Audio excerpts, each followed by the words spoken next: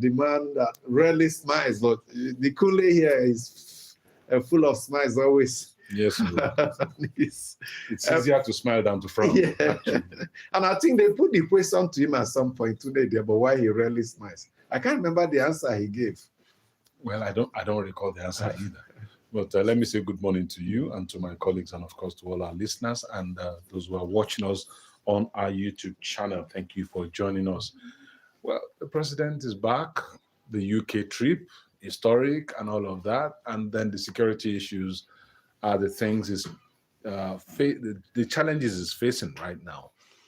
And while you want to applaud the president for taking what many have called a very bold step, that if you can't help yourself, seek help from those who can help you.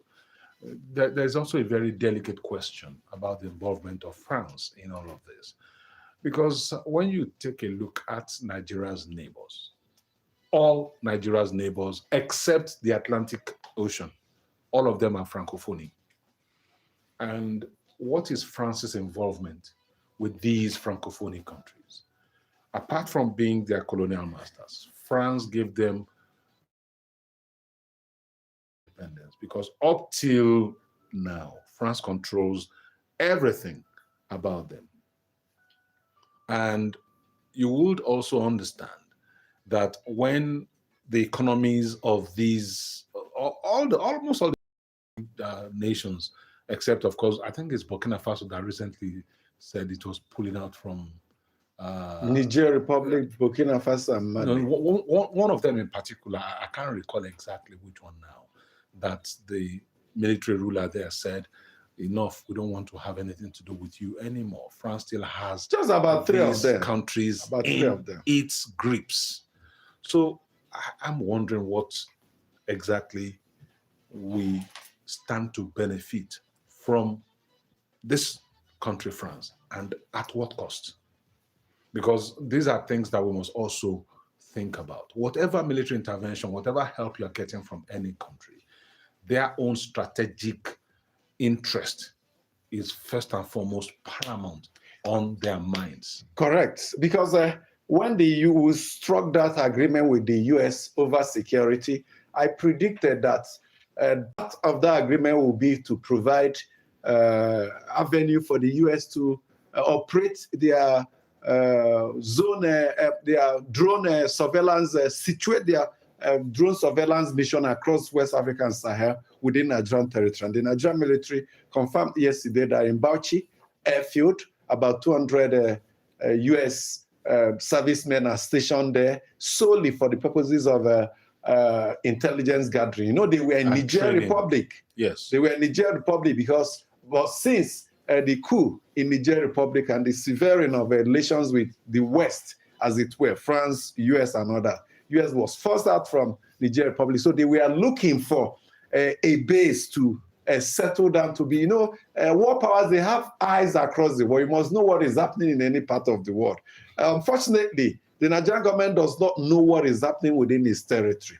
You should. That's why any modern city you go to, you see CCTVs deployed everywhere. They need to see what is happening. We are not doing that. So these war powers, they are seeing it. So the US, because of that agreement we have with them, have used Bauchi as a base. My own insistence is that I hope part of the agreement is that they will share some of this intelligence as it concerns us, pinpoint the location of terrorists so that we can carry out the strikes. How do you also determine what they take away? The intelligence they take away about you that you have no knowledge of, and they will not give you. Kunle was talking about the interest of the France or the French. Yes, they were also dislodged in these countries, and they also want a foothold in West Africa. So if they're speaking to our president, we are hoping to sell weapons to you. And they're also thinking about how they will exert influence and control over West Africa. Nigeria may be the pathway to that. Thank you, Amici, and happy Eid Mubarak to our friends that celebrated over the weekend. The Christians, were still on the mountain, as they call it, 40 days fasting. Maybe by next week, we'll be rounding up on that to ask for God to keep forgiving Nigerians from the huge thing now, you call it, and big things that we have found ourselves into. You talked about, before I react to what we are discussing, you talked about CCTV.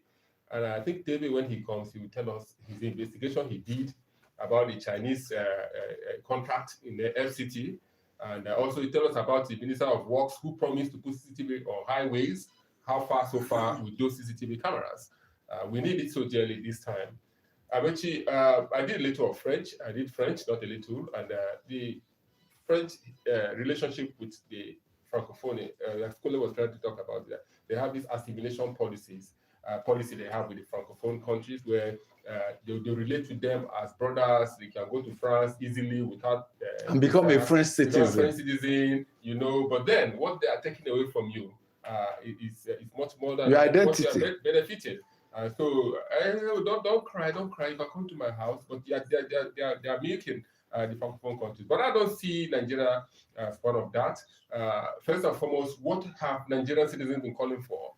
International assistance from all over the world to ensure that we bring the insurgency, the insecurity, the terrorism to the barest minimum, or to clear it totally, so that we can have a peaceful coexistence across the length and breadth of Nigeria. That is what Nigerian citizens have been clamoring for. Help. If the president has, he's very close to the French, to France. He travels to France, and he's very close to Macron. And if he's saying he has reached some kind of conversation with Macron, I'm one of those that will give him kudos.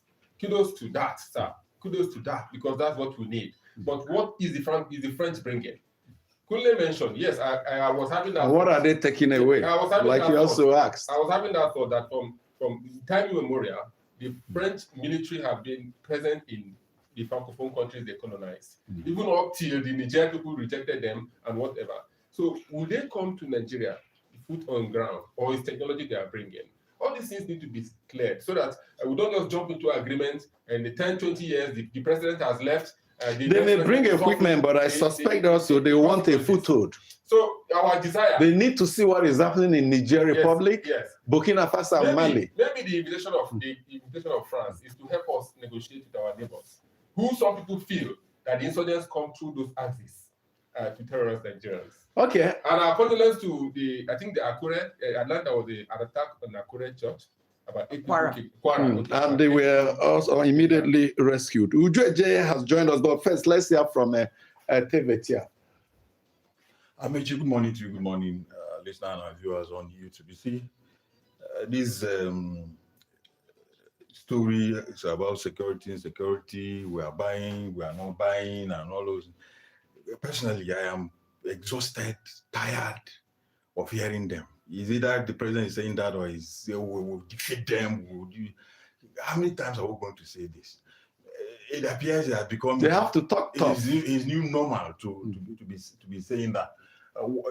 If you are buying anything from France, military equipment is not something on the shelf where you like go into a supermarket and pick anything you want to pick and go. When you pre-order, it has to be produced, specifications, and all of that. So it's going to take a year, 2 years, and also between the year, 2 years that we're talking about, what happens? But whatever it is, possibly he's making plans for the future and all of that. And for the very first time, I want to believe maybe during his trip to UK, he came to understand. Because he said, prosperity, a good future, and all of that. Insecurity is our biggest problem now. For the very first time that you hear a Tinubu talk like that, which means maybe he has been more of the economy. Yeah. Let me fix the economy. Yeah, so obviously maybe what the report is getting from the investors. And like, look, Mr. Man, this Mr. President, this is your security issue. This is your security issue. So he's coming to accept that now. We have told him to remain in the situation room. Perhaps we'll also see some things moving forward. But what he said yesterday, that to me is more important than even the security he's talking about, because we already know insecurity is our major problem. We already know that we are failing at fixing it. We know what we should do, but we're not doing it. So until most probably we do what we need to do. But what he said that is of utmost important to me yesterday was what he said about inflation. He said he almost predicted that the worst days are coming for Nigerians. Prices will be high because of what is happening.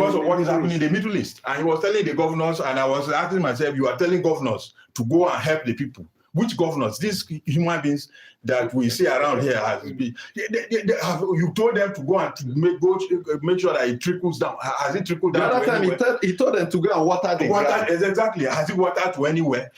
But this also speaks volumes to the failure of the fiscal policy of the Nigerian government. It's not just is it a failure or no fiscal policy at all? The impact of the war in Iran is beginning to hit the Nigerian economy. So many people said other countries of the world have found ways to insulate the economy, their citizens, but here it appears we are helpless. It's the same thing that Teve is talking about, the failure of the fiscal policy. You said other countries found ways to insulate, to cushion the prices have remained constant. Exactly. But have we done the same? Certainly. Ordinary removal of subsidy, where did that land us? And like Teve also mentioned, a lot of palliatives were sent forth. Governors were told to go and do certain things. Did they implement those things? They did not. So we have not, it's still a failure of our fiscal policies that do not cater for the interest of the average Nigerian, the ordinary Nigerian on the street. Can you imagine what people are going through? Somebody who earns 40... The roads are empty. For the first time on the Monday morning, I was rushing to beat the traffic and met no traffic. It's the same thing, and it has been happening like that since last week, if you notice, even before the Salah, 2 days before the Salah holidays, it has been like that. You don't see many cars on the road. So it's hitting hard. Imagine somebody whose salary is 45,000 a month. I was talking with somebody yesterday, cleaner. He earns 45,000. He lives in New Nyanya. He works in Jabi. In Nasarawa State. Yes, and he works in Jabi. Central Abuja. So I told him, I said, what are you getting at the end of the month? Because definitely your transportation will take everything. So we need to have leaders who can think, out of the box according to how we put it to protect the people. Exactly. Now, leaders who have a heart for the people, sincerity of purpose, and that's what we're lacking. There are two things government do. They think of businesses, they think of the people. Now, remember the global economic crisis, the coronavirus, COVID-19, they push money into businesses to help to cushion the effect. They release, what do they call it? Palliatives, they release all manners of subsidies. So you have to help businesses and help the people. For us, these are what other countries of the world are doing. What is our own government doing? What should they do to protect businesses and protect livelihoods? The president said the governors should go and not his own team. So we are facing a very No, Amechi, you can't even say the president said. Look, we are talking about decentralization of government. We're talking of fiscal federalism. If truly we know what fiscal federalism is, the governors, the local council chairman, every tier of government should be involved in what we are saying. The government should not be only at the center. So what are the other people? They have increased their allocation from FAC every quarter, every month. What are they doing with the increase in allocation? Where did they get the money for this increase? From removal of fuel subsidy. The president took away from the people and gave to the governors. To give to the people. Where they have refused to give to the people, the president is asking the media, because that's what he told media owners and managers during the break of fast, go and hold them to account. Now, the federal government collects the highest bulk, 52% from the federation account. We hold the president to account first. Yes. Then the governors that collect the second. And thirdly, the local governments. Now, what did the president say? He said, some of you are doing well. I will not call names. That's what he said. And did he mention names? You didn't know. He said he will not mention names. But Amechi, so that it doesn't ruffle feathers. Yeah, Amechi and my colleagues, what did we learn from COVID? COVID came with the new normal. And how can you cushion the effect of such a thing that you didn't create? Is hitting hard on key areas which are very obvious. Let's help the government. Let's suggest how they can cushion and insulate the people from this hardship. Yes. Now, when COVID came, we had issue of work from home. We had issue of reduction in time of work. We had issue of subsidy for transport owners. Okay. We had issue of subsidy for school fees. we have issue of palliative being distributed. Okay. So government can think that area. If you are working 5 days per week, I did a report. In Europe, they're already considering 4-day per week work. You can ask people to work 3 days in the office, 2 days at home. Okay. To cushion the effect of transport. My worry I like what Abulu is talking about, but my worry basically is that when we think along these lines, people will go and constitute themselves into bottlenecks. What happened in 2020 when palliatives are supposed to be given to the people? Diverted. Our politicians stockpiled those things. Yes. And you know what people did when they found out those things? They looted them. Yes. Because people cannot stand it when things that are supposed to flow to them normally are kept by a privileged few. So that is the biggest problem. We do not have, one, the data.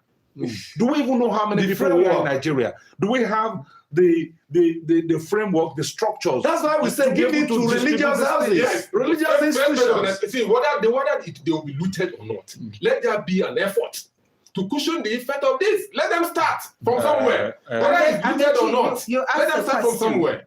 You asked a question that deserves just a simple answer. Yes. What can the government do? Simply fulfill your constitutionally mandated responsibility towards the citizen. Provide for their basic needs. Think you know how to do these things. When they want to give to their cronies, they know what to do. If you do your work as a governor, you ensure that the people are well catered for, you're fulfilling your constitutional mandates, your social contract with the people. What else do we need? What the government should do, the economic team headed by the Minister of what's his name now? Wale. I don't know what he's coordinating, but they should put on their thinking cap. They have not had any meeting or any strategy on how we are going to manage this situation. They need to go, whether it's a boardroom or a classroom or whatever, sit and do and engage Nigerians and address us. And the WTO president, DG, told us, Okonjo-Iweala, safety nets. Safety nets. What are not in existence? Health insurance. You're on your own. Health insurance, scholarships. What are we talking about? Yes, fund. Yes. And schools are going on break now. When they are coming back, what support? Even for private schools, food. If you give them, if you give even support, the businesses you are talking about, even private schools, school fees will not be increased in the way and manner that will affect families. So the government and then tax. Thank you. That's where I wanted to go. These taxes must suspend. Put an executive order to suspend those taxes so that you can allow people have more money. You mentioned that fund. Today is very happy. What you said about them? That's an important thing. The president has issued a lot of executive orders. I was about to go there. All he needs to do is to call his economic team. If we remove taxes, because for aviation fuel now, the price has doubled. So the operators are saying, don't hold us don't press our neck if we double FS. Now, those taxes on the things that have to do with importation, transportation, because if I'm paying more on transportation, I will put the price, I will put the cost on food. So the president should be ready to sign these executive orders to provide some tax holiday, moratorium for some time till this period is over and prices return to normalcy, and they should engage Nigerians. The president was good to have raised the issue. He did so well to have raised the issue yesterday, but he should continue to raise it, and his lieutenant should also engage Nigerians and advise him properly on how these things could be done. I'm happy that the TV mentioned the issue of the president's economic team, and you mentioned Wale Edun, the finance minister. But I also know that the president has a lot of very good economists in his team. This is the time to utilize their services. This is the time to bring to bear the experience that they have garnered over the years. The likes of Tope Fashua, exactly, as if you knew who I was thinking about. Our friend Tope Fashua. This is the time for him to bring his experience to bear. And all the other economic eggheads that we have across town. We'll have to have our meals now. Sorry. It's at the table now. Let's hear from... Let's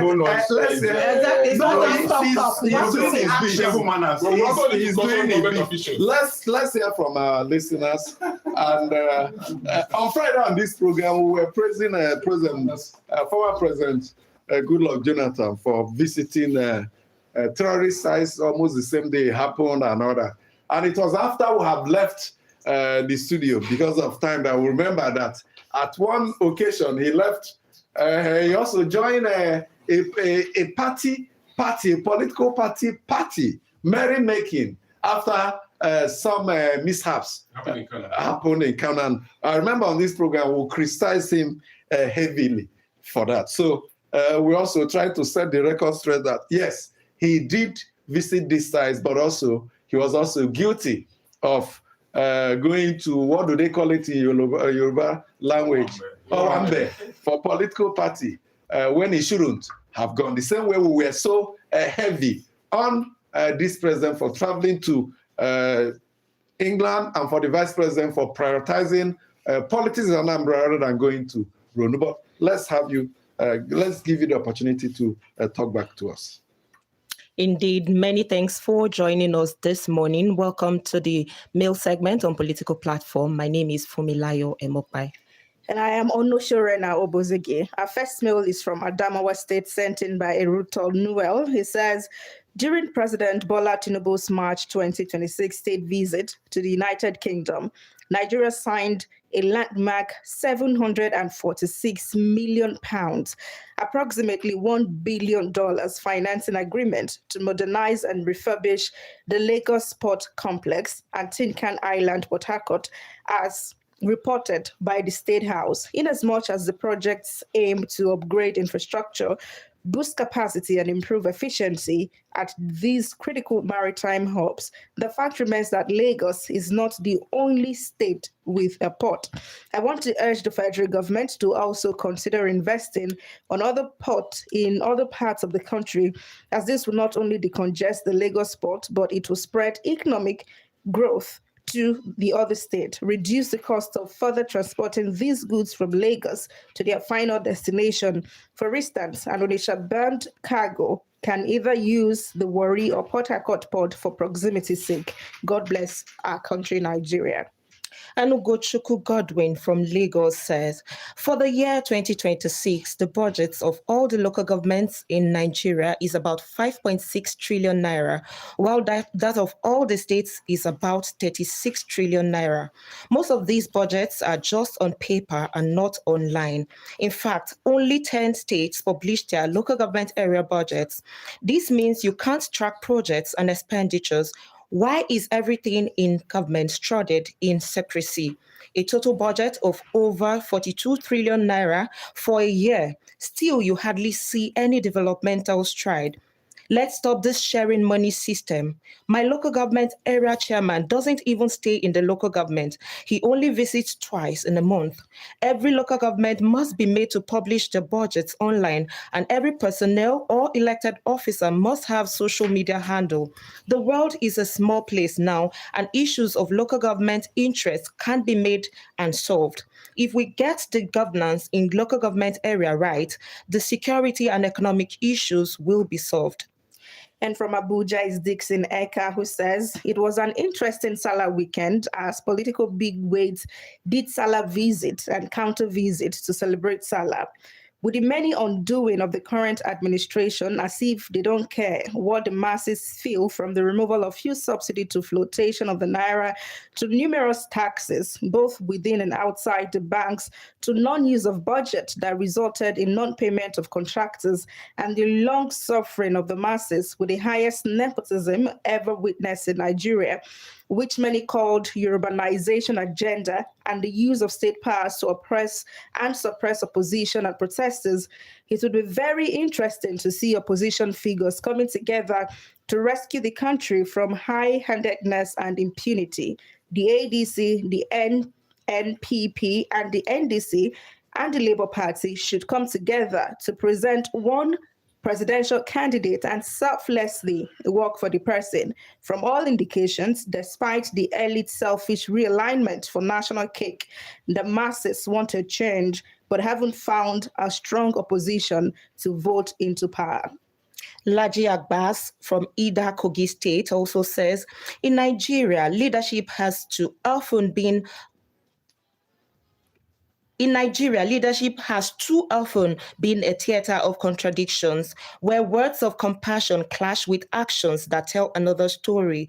From former President Goodluck Jonathan's somber visit to Nyanya after a deadly bomb blast, only to return dancing as Zonto on the campaign trail in Kano State, to former President Obasanjo, whose era saw deadly clashes and high-stakes electoral drama, attending the birthday of the then President of the Senate, Senator Adolphus Nwabara, while explosions rocked the Ikeja military cantonment, to the late President Yar'Adua acknowledging flaws in his rise to power, yet remaining in office, to President Buhari, like many before him, facing criticism for gaps between words and action.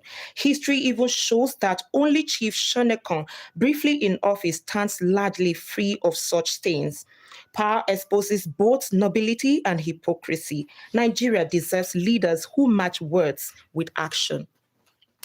And finally, Noble Collins says from Abuja that please permit me to use this medium to today specifically call on Mr. President Bola Ahmed Tinubu to relieve the Minister of Power, Mr. Adelabu, of his post for being grossly incompetent, seemingly satisfied in failure, and adamantly arrogant to even realize that he needs to seek help on the way forward from experts.